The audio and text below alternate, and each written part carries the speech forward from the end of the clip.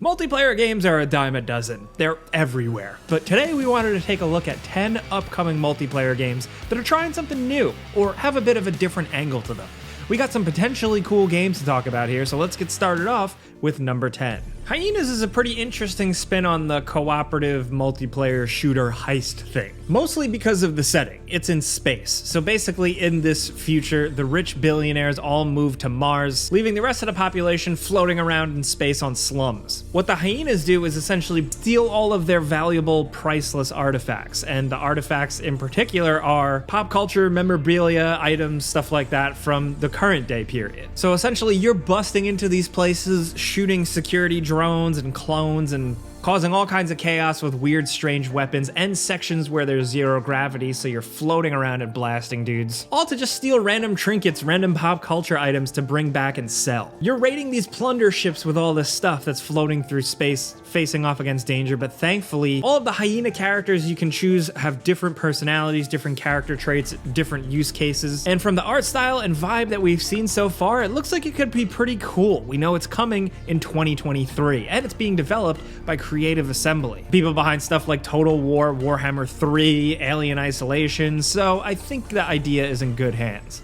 Next, over at number 9, we have the Texas Chainsaw Massacre game. Now, at first glance, this seems like yet another asymmetrical multiplayer, even horror style game, but specifically, this one is from Gun, the people behind the Friday the 13th multiplayer game, which was super underrated. It really cracked the code on this whole thing and just did a really good job of celebrating the franchise. So, with Texas Chainsaw Massacre, it looks like they're doing it again, but they're going even harder. You play as either a group of survivors or some of the family members, including, of course, Leatherface. Now, as the family members, you're wandering around the house, basically preparing it, locking doors, setting traps, figuring things out, even feeding Grandpa. Yes, I'm serious. All to keep the kids locked in the basement. Now, if you're the survivors, that's where you start, and you have to slowly make your way to the main floor of the house, picking locks, creeping around, avoiding danger, only to eventually get outside and run through the farm. It looks really lovingly recreated, and according to previews, it definitely has a good, fresh new spin on things. Curious to see what else they throw in there to shake things up. Like, who knows if this is going to be really worthy of your attention after, playing the same round over and over and over again, but it definitely has the potential to kick ass. Now, next over at number 8, we have Dead Side Club, which the pitch is absolutely perfect. Essentially, it's a battle royale. Yes, another one. But this is like on a 2D side-scrolling plane. So it's you and a bunch of characters from a side view running and jumping around on platforms, trying to blast each other. Along with that, it is highly customizable. From what we've seen, you build your own character with a full character creator and then take advantage of all different types of weapons and tricks and play styles to possibly make for some really fast-paced and anxiety-inducing matches. The art style is really cool and the customization does seem pretty in-depth, but I'm just curious to see how smooth this thing plays. Because we've all been exposed to so many 2D games that play like absolute butter, and this thing really has to nail that in order for the whole thing to be satisfying. Regardless, on paper, it does sound like a really good spin on the Battle Royale thing because we've seen so many at this point, so we'll take anything that shakes it up.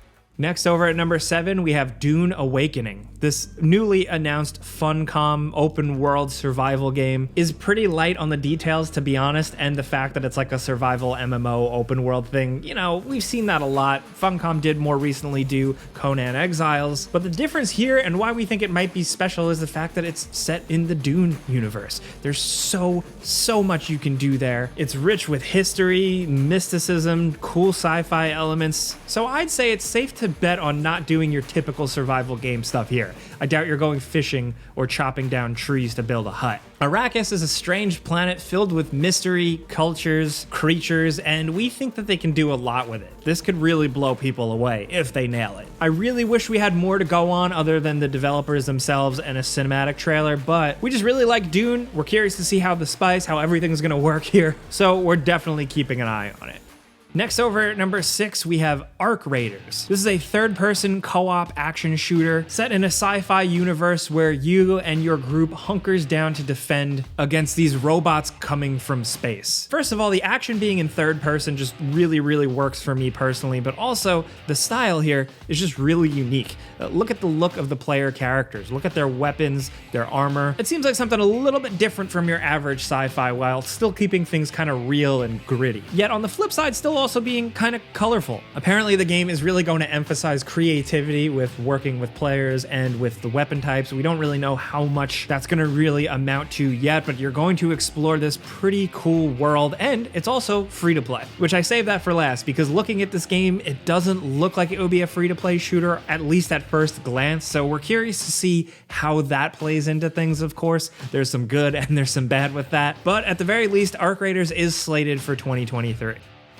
Next, over at number 5, we have HypeSquad. This is a third-person competitive multiplayer thing with 60-player matchmaking squads of 3. At first glance, it might look like something you've seen before, but I just really like the way it's all laid out. So you have melee weapons and ranged weapons, and you can only pick 2 to bring into battle and swap between. So along with this, you're also working with like a huge cast of characters and a bunch of different weapons to choose from, so there's a lot of emphasis on individuality and play style. Just watching gameplay of this and seeing a bunch of players square off with one another, to me it kind of basically looks like a third-person Overwatch, but more of a battle royale objective where everybody has crazy different abilities and they're using them constantly. Along with that, with third person and like the big bright colorful levels, you're ziplining around, you're using jump pads. It seems like pretty high-flying crazy stuff. It's still got some ways to go and we don't have a release date for it yet, but we're definitely keeping our eye on it because despite the name sounding a little generic, the game does look really cool.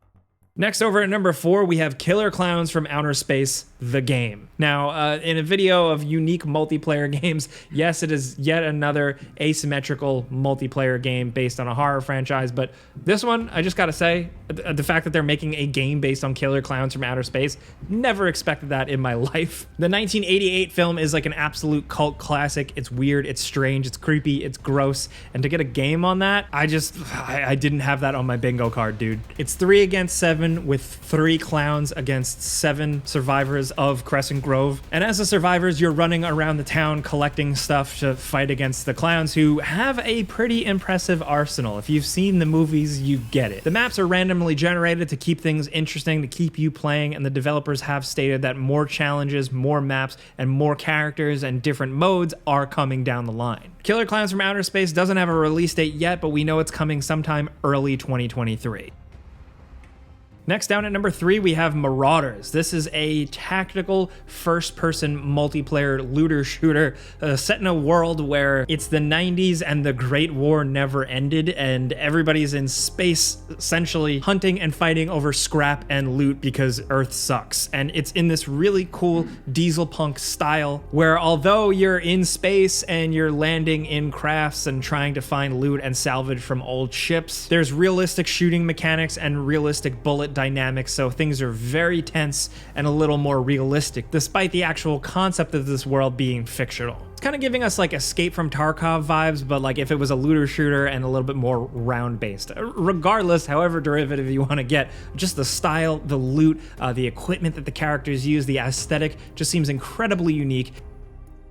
Next, over at number 2, we have The Finals. This is another game from Embark Studios, the people behind Arc Raiders, the game we mentioned earlier. This thing is totally unique though. I mean, look at it. What you see here is probably like a pretty flashy gameplay trailer, but it seems like it actually plays like that. The characters can do some pretty wild stuff in this competitive first-person shooter arena world where the whole setup is that it's like a game show tournament TV thing. So the way the progression seems to work is that you're trying to get more and more famous. But the best part about this game, from like just the crazy jumping around and the cool weapons, is really the destructible environments. It seems like there's a lot of destructibility here, and you can use it to your advantage and really get a leg up on an opponent. The destructible environments and stuff is something that players really freaking love in multiplayer games, and we don't get it enough. So for the finals to nail that can make it really, really special. The early word of mouth on this one, the buzz with some people getting their hands on early versions of the game is pretty positive, so we're definitely looking forward to seeing what the deal is with this one. The finals doesn't have a date right now, but we're hoping we get more information about it soon, because it was kind of just revealed.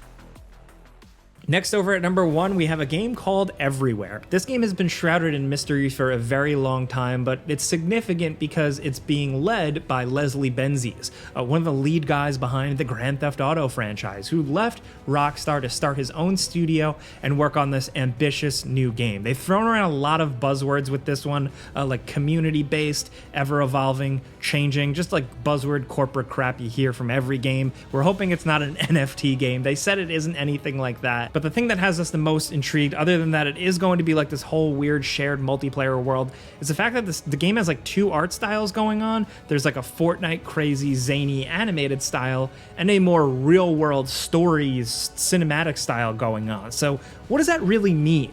And how is this going to work from a multiplayer standpoint? We really don't know for sure, but we got a lot of questions, and we're just really excited to see what the whole story is behind this one. How much of this is going to be solo and how much of this is going to be with other players, randoms, or friends, we don't know yet. But Everywhere from the start has just sounded incredibly weird and ambitious. And honestly, we're always itching for something new and fresh, so we're waiting to see what the deal is with this one. And we're probably going to be talking about it more on the channel pretty soon. But for now, those are 10 multiplayer games. It seemed like they're trying something new. These are all upcoming though, so we haven't gotten our hands on them yet, but we wanted to keep you guys posted on what's coming. So if you enjoyed this video, definitely click the like button, but also let us know in the comments which of these games actually piques your interest. If you have another game that's similar to this but not on this list, hit us up with that too. That always helps someone. But as always, thank you guys for watching, and we'll see you next time.